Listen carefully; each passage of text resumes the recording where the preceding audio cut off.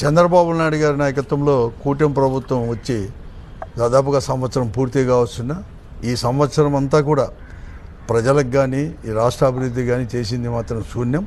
కేవలం కక్ష సాధింపు చర్యలే మాత్రమే, అటువంటి రాజకీయాలు మాత్రమే చేస్తూ పోతూ ఉన్నారు.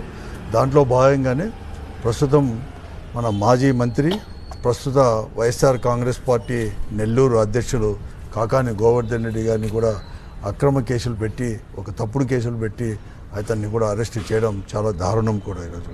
దాన్ని నేను అంతా కూడా ముక్త కంఠంతో కూడా ఖండిస్తున్నాం. ప్రజాస్వామ్యంలో ఎప్పుడు కానీ ఇటువంటి దానికి తావు కూడా ఉండకూడదు. ఈ కూటమి ప్రభుత్వం కేవలం కక్ష సాధింపులతోనే ముందుకు పోతాం తప్ప వారు ఇచ్చిన హామీలు అమలుపరచాలని చెప్పేసి అవి మాత్రం ఎక్కడికైనా ఆలోచన కూడా చేయలేదు. పూర్తిగా కూడా వైఫల్యం చెందింది.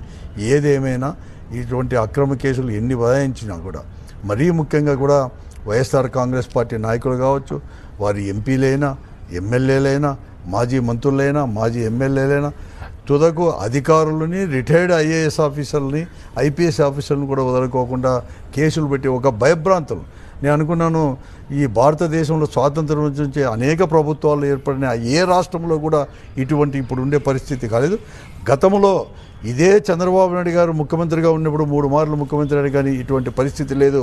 కానీ ఈరోజు కేవలం అంబేద్కర్ రచించిన రాజ్యాంగం కాకుండా వారు పెట్టుకున్న, వారు రాసుకున్న కూడా రెడ్ బుక్ రాజ్యాంగం కూడా అమలుపరుస్తున్నారు.